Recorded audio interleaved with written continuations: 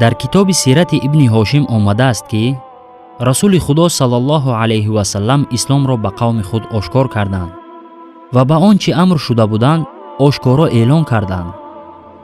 қурайшиён аз ӯ рӯй нагардонданд ва мухолифат намекарданд то он даме ки сухан дар бораи худоҳои онҳо рафт.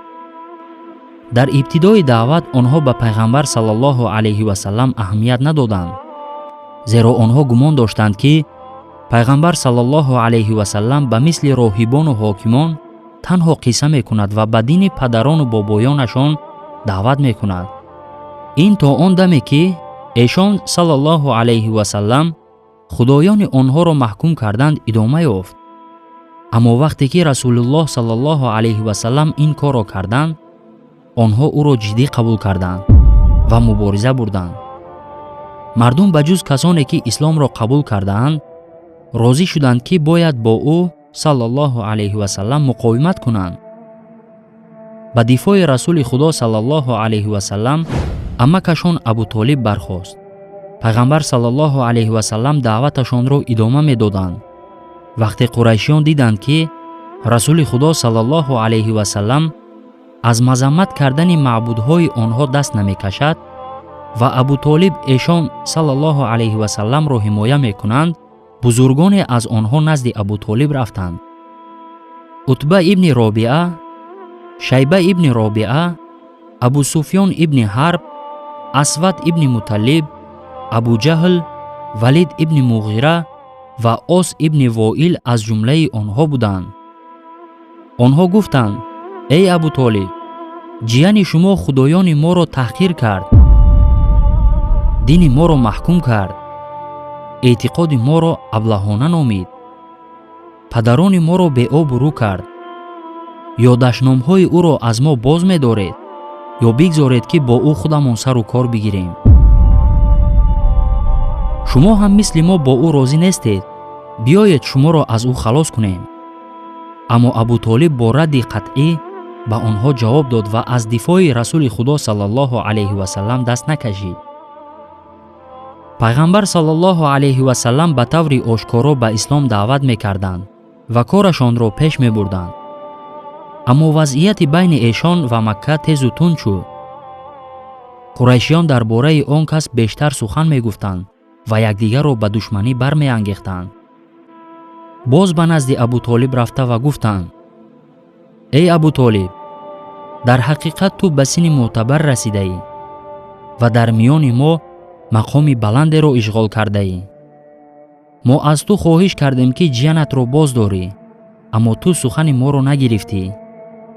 мо дигар тоқат карда наметавонем ки ӯ падарони моро ранҷонад, эътиқоди моро беақл номида худоёни моро бадном кунад. аз ин рӯ ё ӯро аз ин кор боз медорӣ, ё ҳам бо ӯ ва ҳам бо ту ошкоро ҷанг мекунем то яке аз тарафҳо мемирад. онҳо инро гуфта рафтанд. барои Абу Толиб сабр кардан ба интиқод ва душмании мардум сахт буд, вале намехост ки пайғамбар саллаллоҳу алайҳи васалламро ба онҳо бидиҳад. сипас Абу Толиб расули худо саллаллоҳу алайҳи васалламро ба наздаш хонданд ва гуфтанд: эй писари бародарам, мардуми шумо ба назди ман омада чунин суханҳоро гуфтанд. дар бораи ман ва худ фикр кунед ва он чиро ки аз тавоноии ман боло аст бар ман вогузор накунед. расули худо саллаллоҳу алайҳи васаллам фикр карданд ки амакашон мехоҳад ӯро ба душманонаш таслим кунад, зеро дигар тавоноии ҳифз карданро надорад. бо вуҷуди ин пайғамбар саллаллоҳу алайҳи васаллам гузашт накарданд ва розӣ нашуданд то аз роҳе ки худованд бар он фармудааст берун равад. расули худо саллаллоҳу алайҳи васаллам метавонистанд дар робита бо Қурайш нармӣ кунанд, дигар бар урф ва эътиқоди онҳо ошкоро ҳамла накунанд ва аз он чӣ ки ба даст оварда буданд қаноатманд шаванд.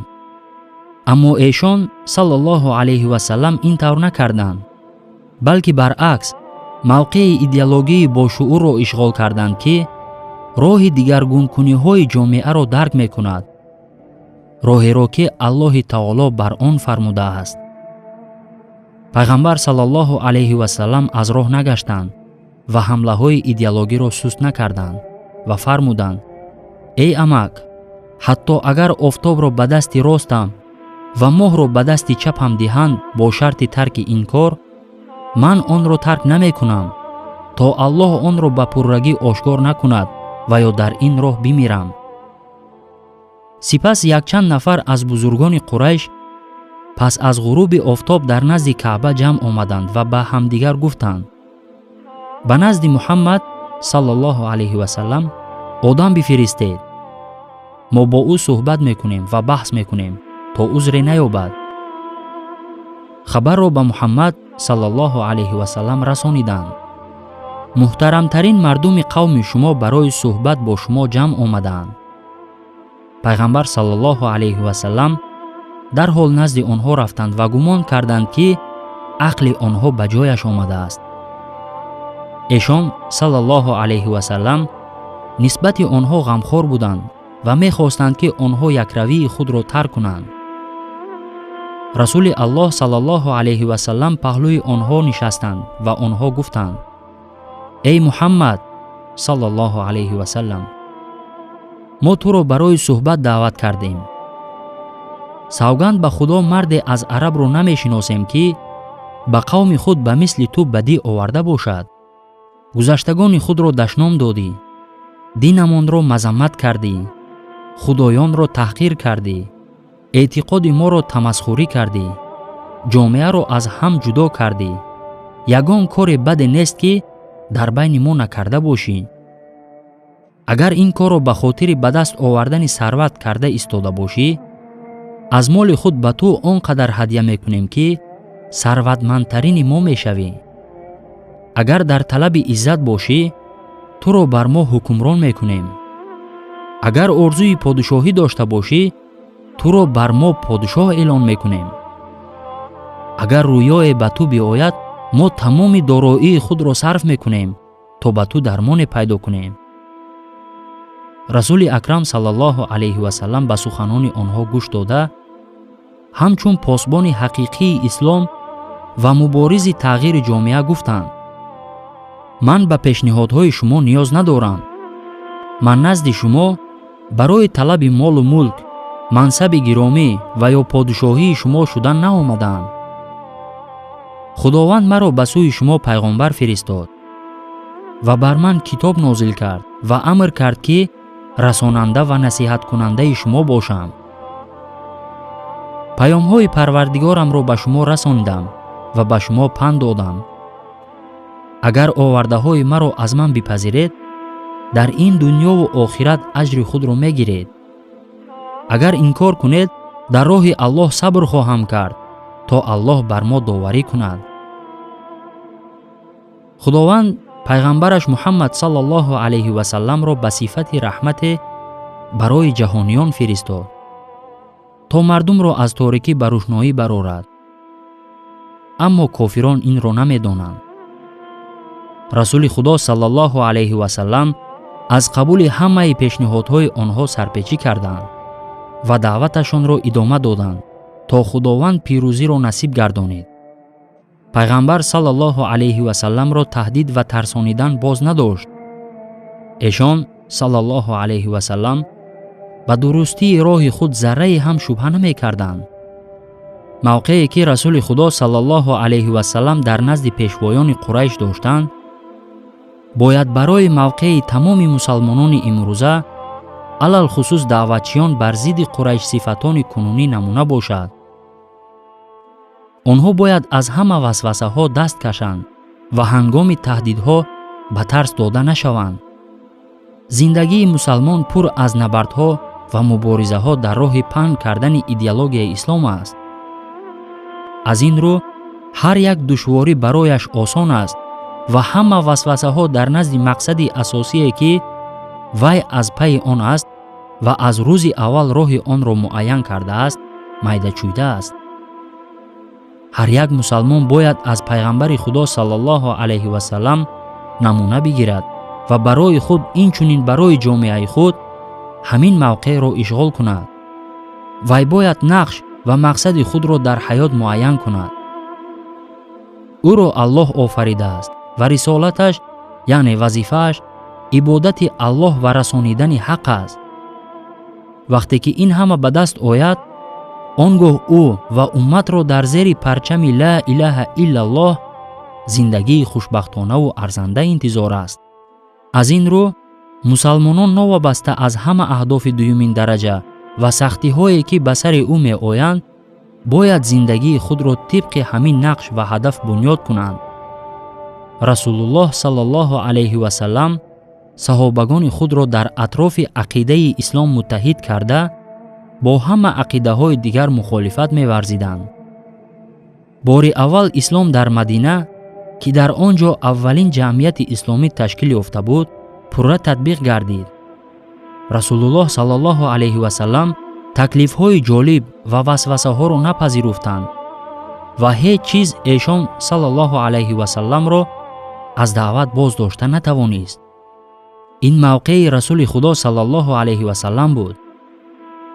агар қатъиян рад кардани ин ҳама гуна савдо барои татбиқи пурраи ислом намебуд, дин дар Мадина пурра татбиқ намешуд ва фатҳҳо оғоз намешуданд ва ислом дар тамоми кишварҳои ҷаҳон паҳн намешуд ва ба мо омада намерасид.